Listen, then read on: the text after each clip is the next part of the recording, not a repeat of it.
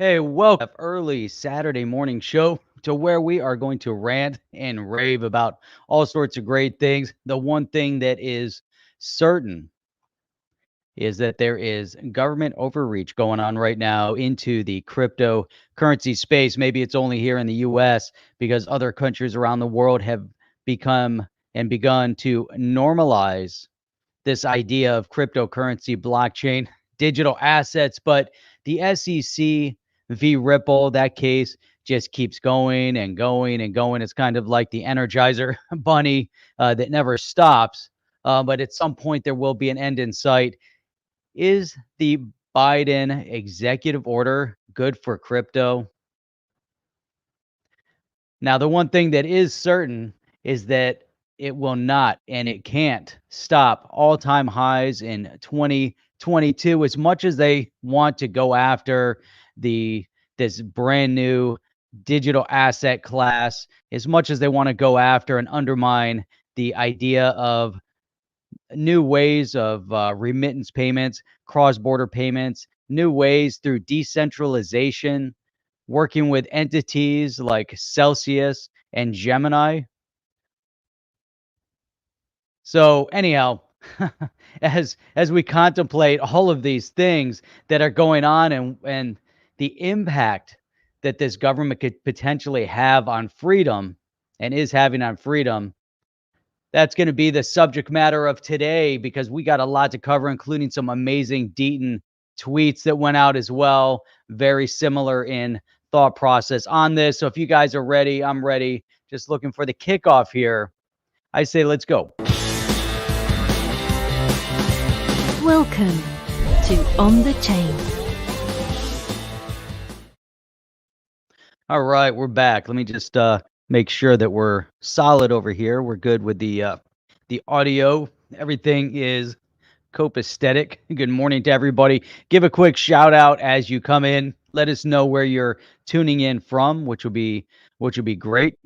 We'll find out exactly what's going on here, and we definitely got to be, very conscientious in terms of, what is going on in the space. Mole Funkin is saying there are rumors that Sam Bankman-Fried is Biden's largest donor, and so we'll have to look into that. Maybe if someone can find out some details on that, that'll be interesting to find out, considering the expansion of FTX. But what I want to start off with and jump in, and I think this is kind of interesting because of the fact of what we see the SEC doing, how we see the SEC reacting and responding to other exchanges that are out there. We've seen how the SEC has, targeted the ETFs and really not approved ETFs moving forward, but also things that they've said, about different assets within the class, whether it's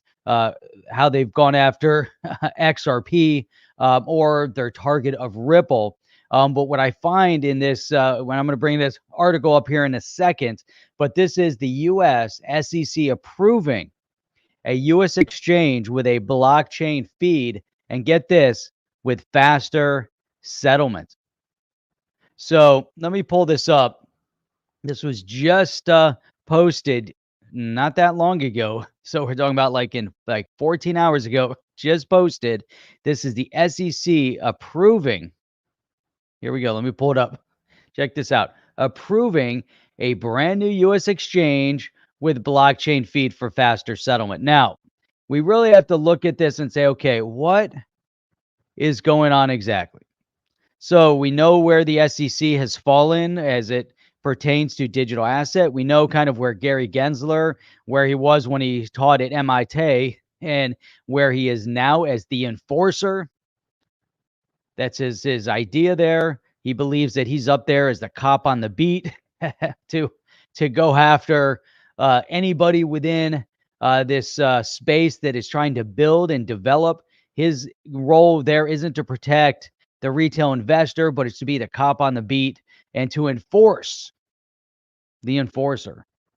Right? But here you have on January 28th, the U.S. Securities and Exchange Commission approved, this was late Thursday, approved the country's 17th stock exchange It's a subsidiary of Boston-based BOX. What is up, Mama Lacey? Wow, an OG in this space. I think Mama Lacey was around from the beginning, way back when we first started making videos.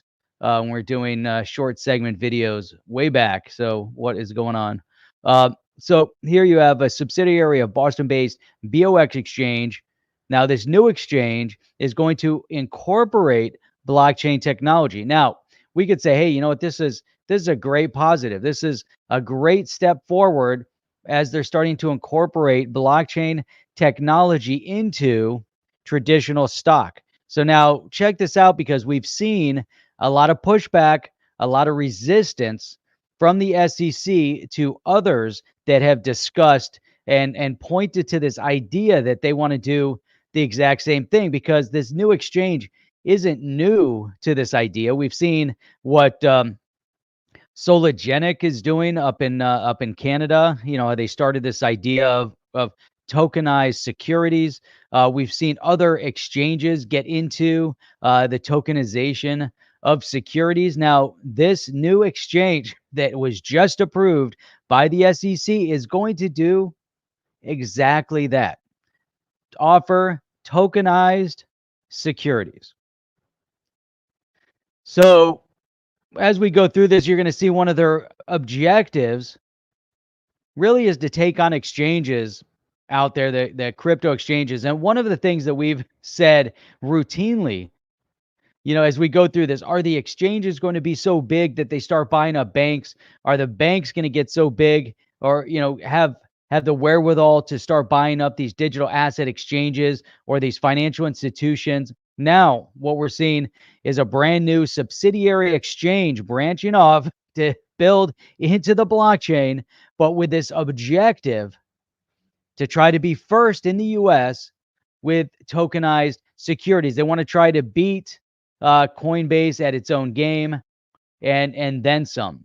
So let's go through this. So the new exchange, which is BSTX, aims to launch in the second quarter, said Jay Frazier, a director. It will initially trade securities like a regular stock exchange, such as stocks or ETFs, exchange traded funds, first listed on its exchange, but those securities would be tradable on rival bourses. So this is interesting too, because, you know, if you can now, one of the issues, you know, when you go to an exchange, you know, whether it's this new one, or let's say you're using Fidelity or one of the others, and you want to move your stock holdings from Fidelity to, I don't know, E-Trade, it's not as easy as just saying, you know, right now, if you want to move your crypto from Binance to Uphold, you can just plug in your wallet address and move it. You don't have to ask for permission. You don't have to file anything. You don't have to do anything different to move your asset.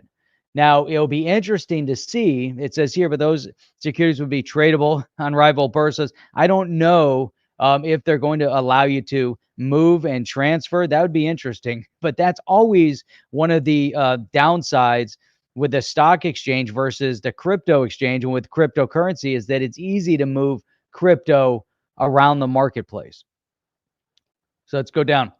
BSTX ultimately aims to expand trading to all U.S. stocks and potentially tokenized securities. So they highlight this idea of tokenized securities. They're building within the blockchain.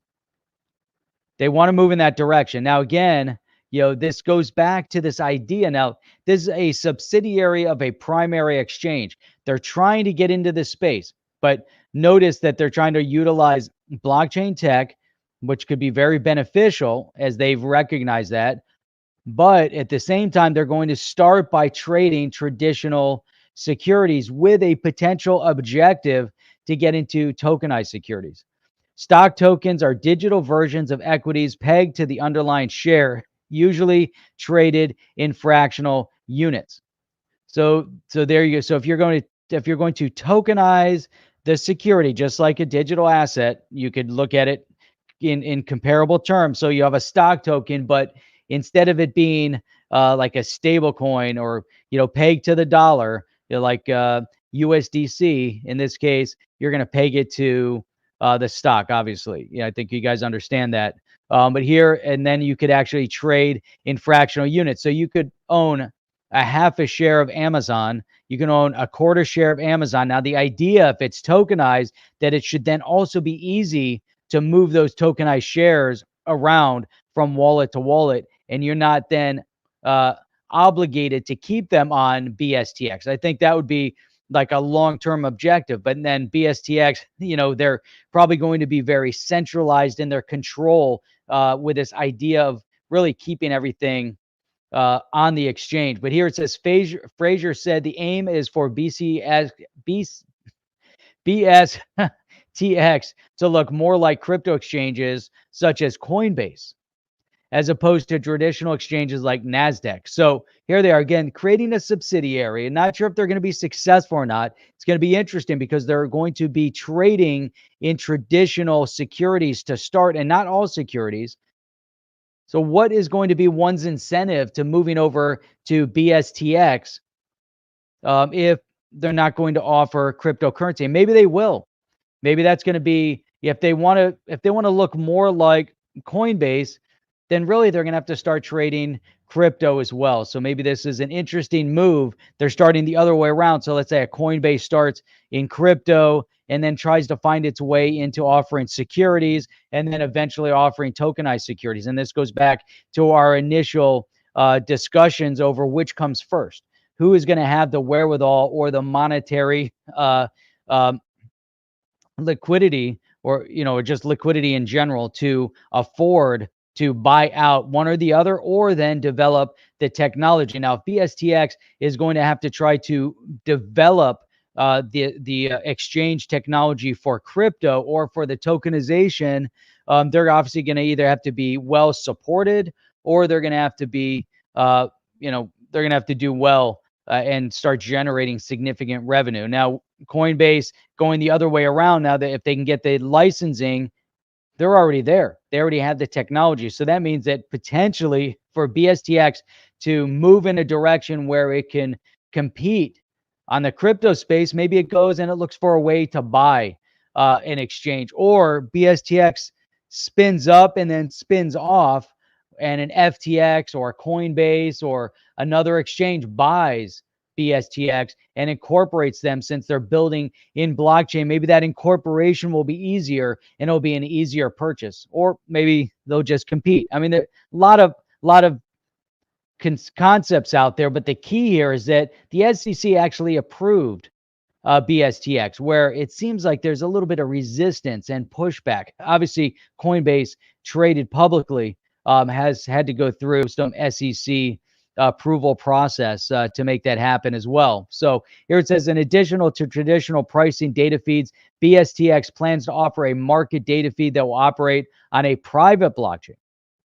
That feed will allow exchange members to see their own activity as well as the activity of other BSTX participants on an anonymized, delayed basis. So now you can see how other people are trading.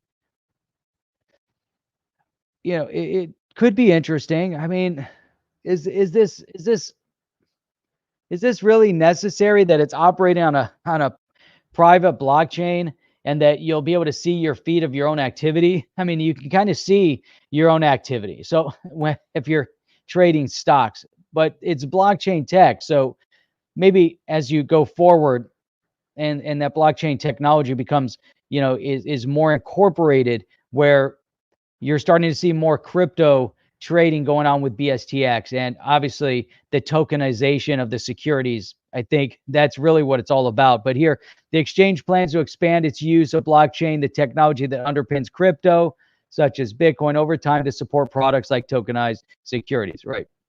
So it was originally going to be called Boston Security Token Exchange. So that's where you get the BSTX, right? Boston Security Token Exchange, where they were only going to trade tokenized securities. But guess what? The SEC, shoot. What is going on here? What just happened here? How come I can't grab it now? Great. Here. There we go. So here, so the SEC actually rejected this idea, this notion Look at the date. Notice the date. So the SEC in December of 2020, familiar date, right? That's when the case against Ripple was launched. Uh, December 2020, I think December 20th, as a matter of fact. But here you have so the SEC at that time said no, you are not going to launch trading exclusively tokenized securities. Pushes them to having to incorporate traditional securities.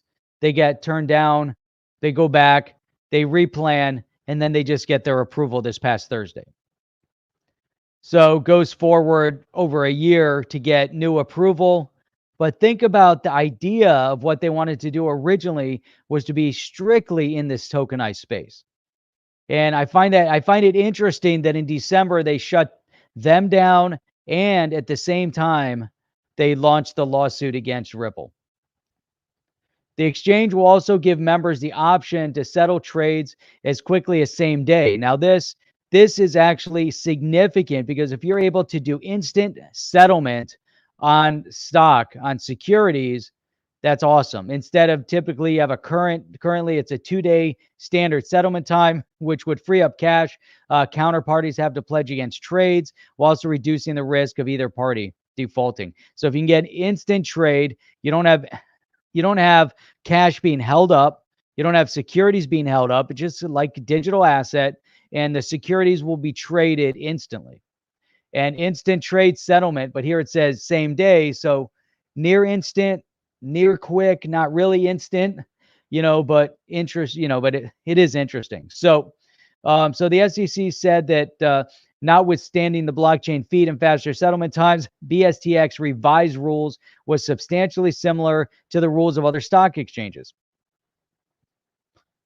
So basically, they want them to create another stock exchange. I mean, it's kind of mind-boggling, but okay.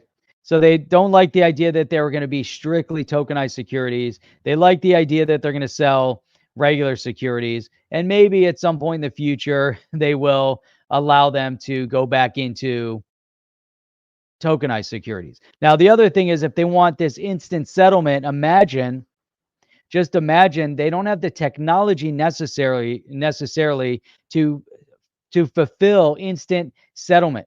They don't have liquidity. There's still a possibility, not saying that they will, but as they progress and they want to really look at how they're going to develop in the blockchain, the tokenization of securities and potentially cryptocurrency. Look at what they've done already. They have a joint venture between Box and T0, which is providing the blockchain tech. So Box is an options exchange jointly owned by Toronto Stock Exchange operator TMX, and then you have XTO, Citadel Security Principal Investment LLC, and brokers, including arms of Citigroup and UBS. So you kind of see how these banks, how everyone's trying to tie in, and they're trying to get a little piece of the action here. They're trying to be relevant. They're dabbling a little bit, but think about the settlement aspect. So you have Box and T0 providing the blockchain tech, but they don't have the technology to move the money or for the instant settlement, which I'm not saying this would happen, but I'm saying that there's a technology out there called RippleNet that could potentially offer an amazing solution to help facilitate much of what they are going to want to do in terms of that instant settlement. Part of the process. So not saying they're going to use them. It might be someone else. Maybe these guys over here, Box and T0, will figure it out. But anyhow, this is, so think about, all the pushback and resistance on the side of the SEC when it comes to straight digital asset. Obviously, it seems to be like there's some foot dragging.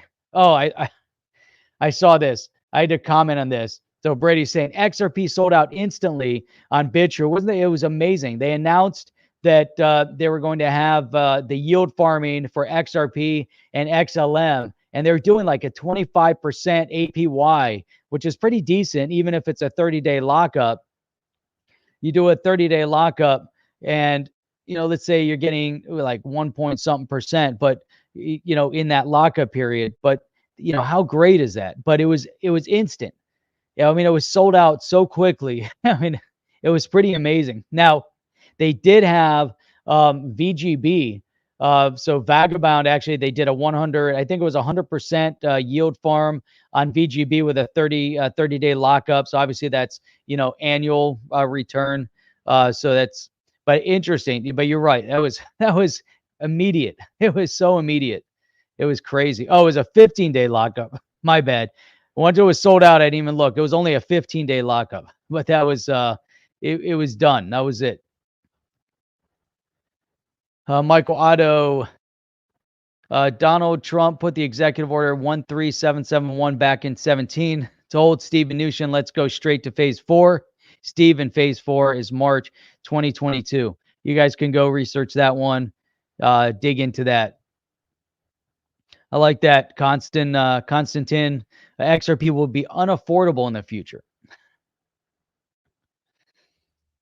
I like that. Bork talking about this new exchange. Will the fees be as bad as what we're seeing over on Coinbase? So yes. So XLM is still open and VGB staking on Bitrue. Yep. So a lot of things going on over there. Oh, and XLM is probably going to be gone. What is this one? XLM still open, but only 185 left. 200 minimum. So there you go. It went back. It went by so quick. It was crazy. So here it says XLM farming did not work on Bitrue. So it's crazy when you see, and this, it's going to be interesting. There you go. Chip approved for the Wall Street buddies. So that's how we get this thing started. Let me digress here for 1 second and fill up my cup. I forgot. It's been sitting here in front of me. So let me pour it right here. Here we go. There you go. Get some espresso. If you guys didn't grab your espresso yet, make sure you go out, grab your espresso. Good stuff. That's good. All right, let's move on. All right, so the next thing I want to highlight here, actually a couple of things, then we're going to get into some John Deaton tweets. Tweets. Here we go. Let me pull this over. Now this, not sharing my screen. So this is, let's say, page 894. Let me fly back up to the top here. Let's highlight this first. Let me highlight this. Let me see if I can oh, they won't let me highlight it. Oh, these. All right, let me go to the top. Then we'll start over again. So this is the American Competes Act of 2022. America Competes Act of 2022. Showing the text of HR 4521. So this was just released on January 25th, a couple days ago. And it is 2,912 pages long. Let's scroll through it. Let's scroll through this a little bit. So the short title, this act may be cited as the America Creating Opportunities for Manufacturing Preeminence in Technology and Economic Strength Act of 2022, or the America Competes Act of 2022. So, I mean, we start digging into this. Can't undermine everything that's been said in it, some of these ideas, but then when you dig into it, that's when you really see the reality of it. So, creating helpful incentives to produce semiconductors for America Fund. Wow. So they want semiconductors to be made here in the U.S. Hey, it's good. That's good. They need an act to make that possible instead of trying to allow big business that's already in technology to find a way to actually build them over here, maybe through some tax reduction incentives. You don't really need a huge bill to put all of this stuff, Department of Energy for the future, with fusion energy research, high energy physics, nuclear physics, isotope development. I mean, so anyhow, I mean, you scroll through this and you start realizing they needed 2,912 pages to put all this together. And then you start getting into it and you find one of the sections is combating sexual harassment in science.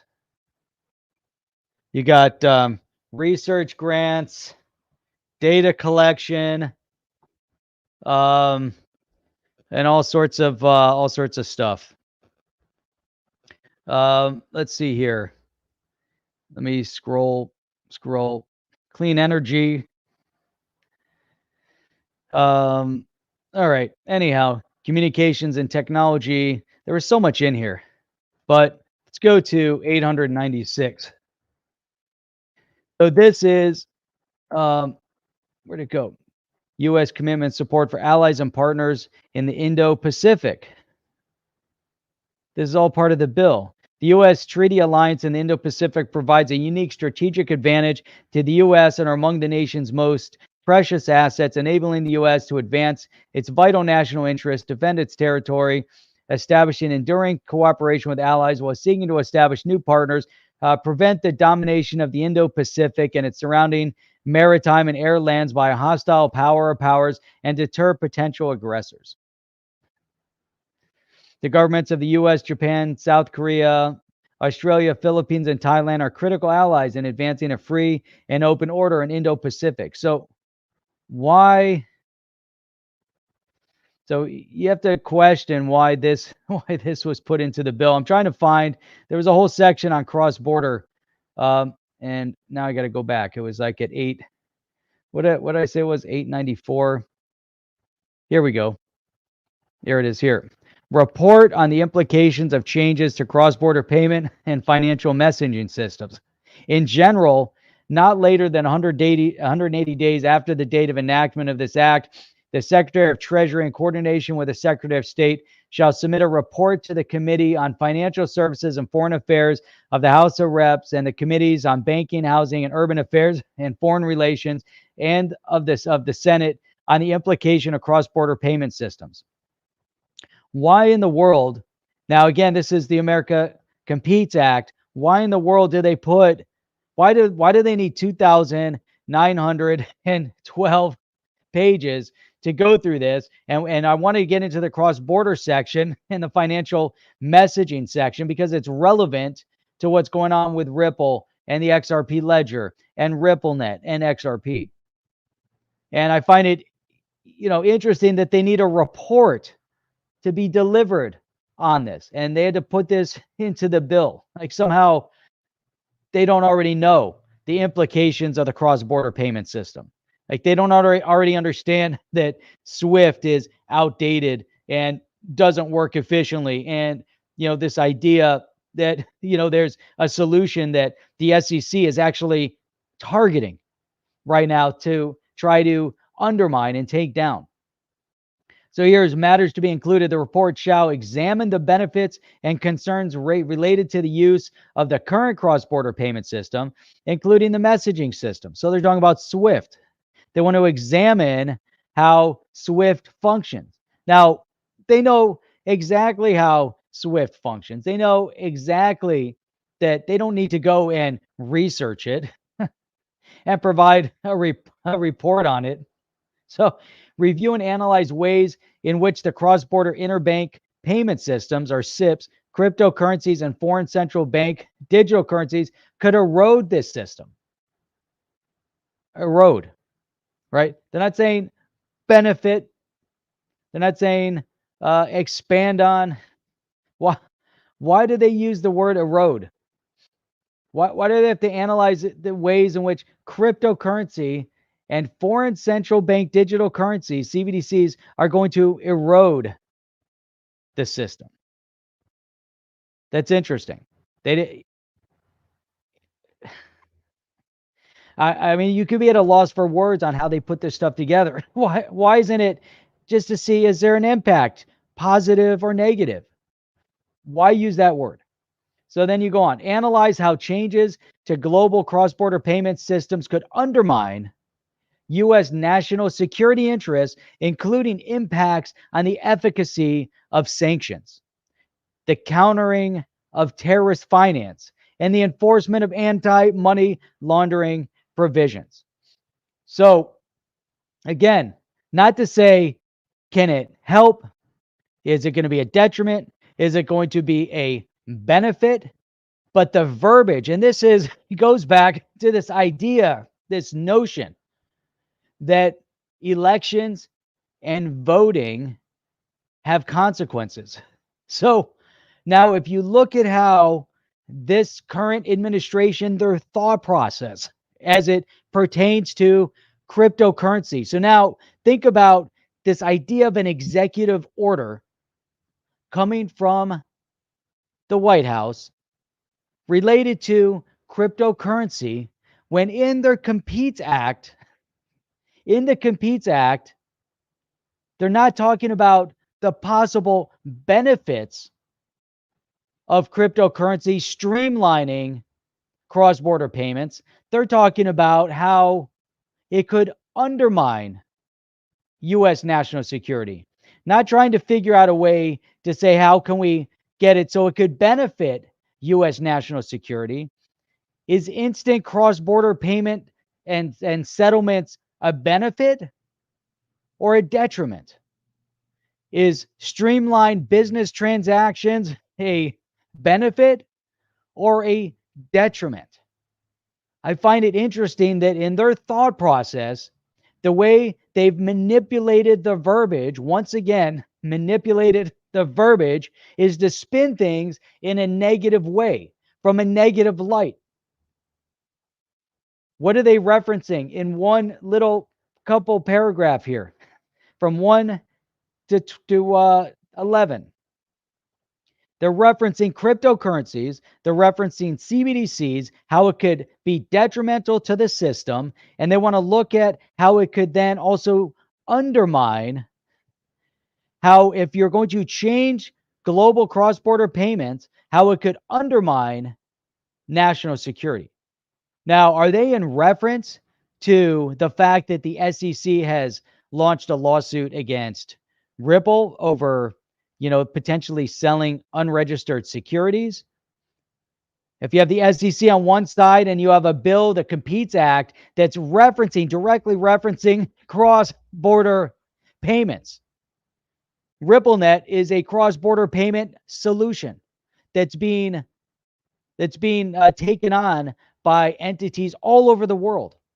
We see new partnerships that are being created all over the place that see the true benefit in having instant settlement and transparency in process in moving money.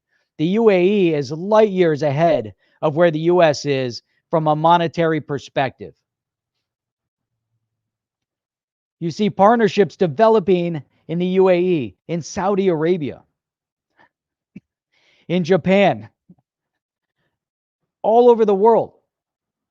But in the US, they're still tripping over their own shoelaces, despite the fact that we have amazing technology that's being developed here in the US, despite that. And I don't want to say despite, but I should say to spite. To spite the new technology that's being built in the US, they're coming out with these ridiculous statements. And they had to put this into a bill called America Competes Act. What does this have to do with America Competes? What it has to do is keep America stagnant, don't allow American innovation to advance, and to utilize new modern technology to advance and streamline business and the movement of money. Why? Because they want to analyze how the changes to that movement is going to undermine U.S. national security. Blockchain is traceable, trackable. Terrorists that are going to utilize a digital asset or try to utilize a solution like RippleNet will not get away. They are tracking, there's entities out there that are tracking the movement of funds. I distinctly remember a previous administration moving a huge amount of cash on a boat delivered to a hostile terrorist supporting government, which was Iran. Cash, not cryptocurrency, wasn't done through the banks. Another way of getting around AML is to move it via oil. And we see that happening all the time. We see Iran trying to move oil to a certain nation, or we see arms being transferred around in exchange for oil, or whatever it might be. You don't have to use money. There's all sorts of ways to get around the system. These terrorist supporting nations and terrorist entities don't seem to have a problem raising money. These terrorists don't seem to have a problem entering the United States. We have a porous border. There was a report that came out the other day that a terrorist on the terrorist watch list came across the border and was released into the US. So, how is it that they're so concerned about how a modern mechanism for cross-border payment is going to undermine our security interests and counter-terrorist interests and AML, anti-money laundering provisions? How is that possible? I mean, it's so absurd that as you look at this, and you have to ask yourself, and you have to really say, what in the world is going on? That's why voting has consequences. The people that you put into office will do things like this. Now, you can't say that this has any kind of intelligent thought process behind it that is somehow going to benefit cryptocurrency. Not when you tie in and say you want to analyze ways in which cryptocurrency is going to erode the system. It's absurd. We're in backwards world right now. Every day is opposite day. It's so asinine. And then you go to the voting booth in 2022 in the US or anywhere else in the world, if you have the opportunity to vote, and you have to look at these representatives and you have to say, what in the world are these people supporting our interests? What exactly, are we doing? Um, hang on.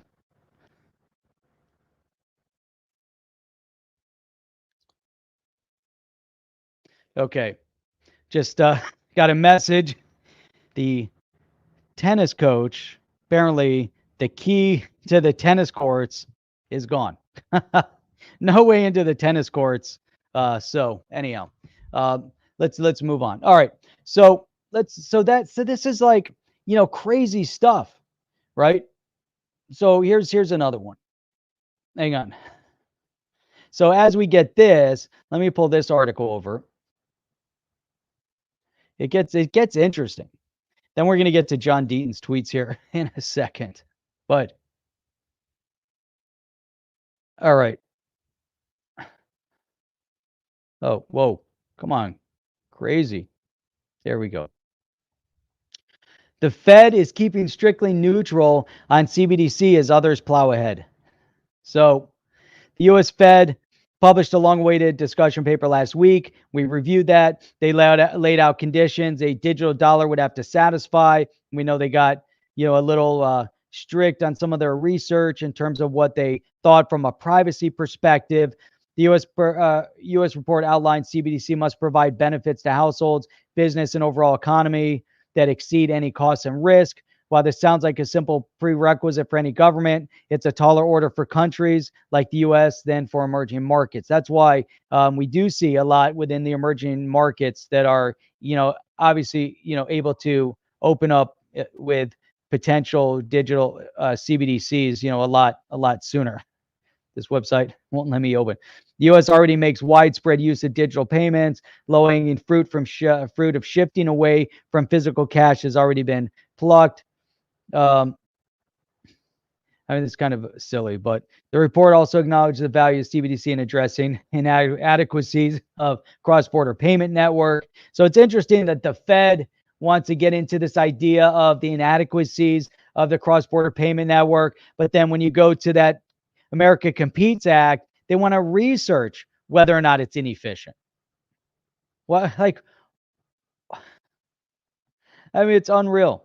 Although the Fed acknowledges these benefits, the U.S. remains politically and culturally reluctant to throw itself down the path of state digital currency solutions, which I think is actually good because we don't really want a digital dollar. So let's keep this idea and this notion of this reluctance. Let's stay reluctant on the digital currency. So anyhow, I don't know. I thought that was it was kind of crazy. Anyhow, let's go over here. Okay, so now we have the America Compete Act. So let's see what we got here. I'm not going to go into the whole video, but look, this is kind of responsiveness here. So pull this up, and then we got Crypto Eddie, special attention needed. Watch and connect. So here you get some conversation over the bill, and John Deaton says Congressman Himes literally put forward one of the most anti-American bills I've ever seen. His proposal is something you would find in George Orwell novel. A political appointee given the kind of unilateral financial power, you should be ashamed of yourself. So this is, we're talking about almost unchecked, unfettered power to the Treasury Secretary. It was crazy, right? Just crazy stuff. So glad to see the comments here. I like Lunatic saying he's all over Gary Gensler's public calendar. Gensler is in on this. We've got to stop them, period. Enough is enough. What can we do? So here you go. So now they're meeting, they're orchestrating, they're plotting. Fight for the future. This financial censorship provision in the Compete Act has already been dropped from legislation once, and we've heard that there's a chance it might be pulled again. To ensure that happens, we made it easy. So why do they keep adding provisions that were removed? There's no notion in what their objectives are that they want to benefit the people. They don't want to benefit the people. People are waking up. People all over are waking up. Consequences. So this is a test. They're testing if the crypto community is truly capable of voting someone out. Time to fund the opposition. That's it. Vote them out. And we read that, so think about the impact. Here, kind sir, you're being called out. What do you have to say for yourself? And you're clearly ulterior motives. Would your mother be proud? Are you leading with your heart? Perhaps leadership is suited for someone more capable. So we're watching. People are waking up. The crypto community is massively significant in the US and all over. You have to be very cognizant of what's happening. I mean, you have to look at every last detail of what they put into a bill, the twisted language. Why does it have to be so long? Why is it almost 3,000 pages? Like, why do they throw in all sorts of crazy stuff into it? And then, hang on. Then we get Jake Travinsky, end of week update. I remain optimistic that the Competes Act issue will be fixed, but as always, no celebrating until the ink is dry. The SEC's proposed rule on exchanges is quite bad in all sorts of ways for all kinds of people, not just or even primarily crypto. I mean, it's like, it's so ludicrous. We get into this and we say, what the hell? It's like, thanks. Good proactive next steps are needed. Trying to prevention. Himes' re-election would be a good one. Calling out at the Treasury Department was behind the new language would be one. Obviously, Janet Yellen, Elizabeth Warren, Gary Gensler, obviously they took part in the verbiage that went into this supposed America Competes Act. Obviously, nations all over the world are like, hell yeah, this is the best act ever. Why? Because it undermines U.S. productivity. It undermines U.S. innovation. It undermines the advancement of U.S. innovation. It's a disaster, an absolute disaster. So call it out. Make your voice heard, like Tradecraft is saying. Call, write, email, fax if it's still a thing. You can pick up one of these. If you've got one of these somewhere, almost remove myself. You got to pick up this phone. Get up, get on the phone, and you dial. You say 1-800, right? Let's get that 800 in there. And then if you can figure out where your letters are, you're going to write incompetent. I-N, right? You're going to dial and you're going to talk to them and you're going to call your congressional representatives and you're going to say, what in the world are you doing? What in the hell are you thinking? Why would you even consider supporting such a bill that is going to destroy U.S. innovation, that is going to be significantly detrimental to to this space? So anyhow, so that's that one. Let me move on. You guys get it. Get the idea here. I'm going to pull up another one over here. Hang on. Here's another one. Another great tweet from John Deaton. Says exactly what he said. Arturo Portilla says, do not sign this petition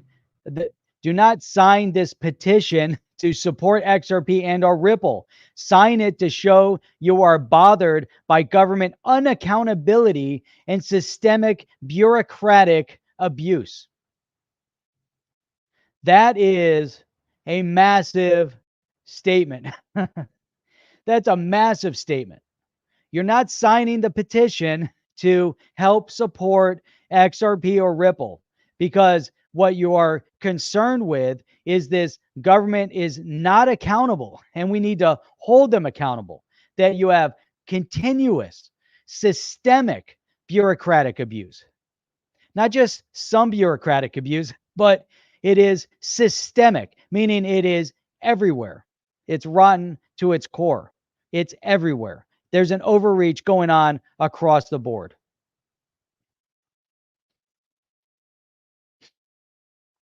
Coastal Customs.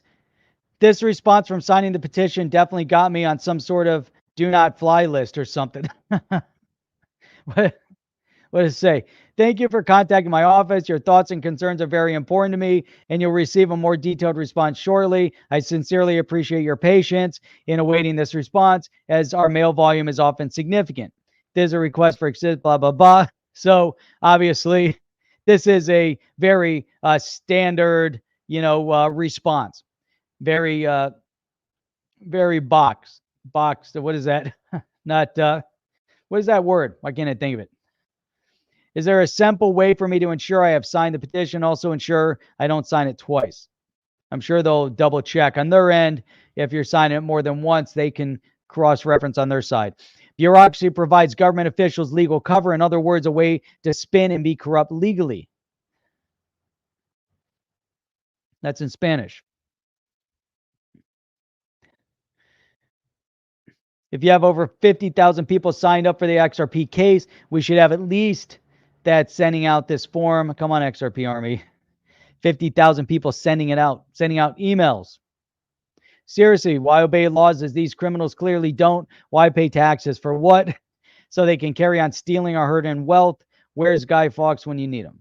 So crazy stuff going on, but I like that. You have to hold government officials accountable. That's the message of the day. That's a critical message. Really, really important. Really important. Now I want to wrap up with something here that I thought is kind of cool. I'd send a tweet out, but my tweet for some reason didn't go out. But this is the ambassador of Liechtenstein. So thank you for your hospitality and good exchange, blockchain associate. The blockchain associates here were honored to host Liechtenstein Ambassador Georg Sparber and Dr. Thomas Dunzer, Director of Financial Innovation, for a robust discussion on Liechtenstein's Token and Trusted Technology Service Provider Act. Look at that. Look at the name of it. Token and Trusted Technology Service Provider Act. I would love to get in and read a little bit more about that. If there was time, maybe we'll go over that tomorrow. But yeah, you have the America's Compete Act, which is the exact opposite of what they're saying there. Token and Trusted Tech Service Provider. How can you help? Right? Exact opposite. I mean, come on. Switzerland, following the UNGA handbook, a recent French, blah, blah, blah, whatever. Okay. Not so exciting. But lots of, interesting commentaries here. Lots of cool pictures.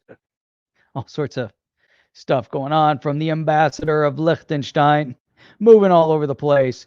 I was there, went to check out the Prince's Palace in the Principality of Liechtenstein. What a cool place. What a very, very cool place over there.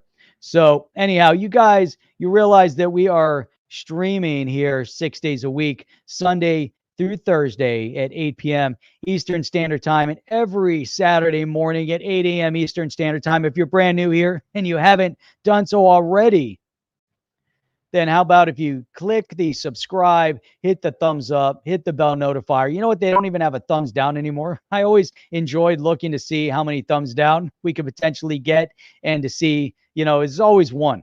Like as soon as we'd start, there was always a thumbs down. Then YouTube took that away, and it's not fun anymore because we always said at least we're getting that one thumbs down. There you go. But anyhow, hit the subscribe.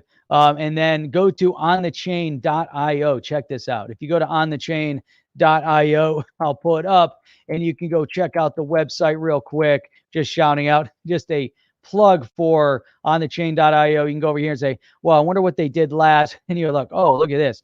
You go over here, say Brad Garlinghouse in the hot seat, David Schwartz making jokes. You can watch the show. You can listen to the show. And then you can go down and look at some of the articles that we discussed and went through, and you can kind of go through, and it's kind of cool, some different links. And that's always, a lot of fun to be able to do this stuff and kind of scroll and scroll and scroll. And there's a way that you can subscribe to as well and help and support some of the ongoing efforts. And we are working on a digital it won't be in person, but it'll be a live digital meetup. We're working on getting that all set up. And so without further ado, I'm going to wrap up. Make sure you get your coffee. It's good spending the morning with you guys, and we'll look forward to checking you guys out tomorrow night, 8 p.m. Eastern Standard Time with Chip and I. I'm out. Are you down with OTC? Please like, subscribe, and click the bell to be notified when the next video drops.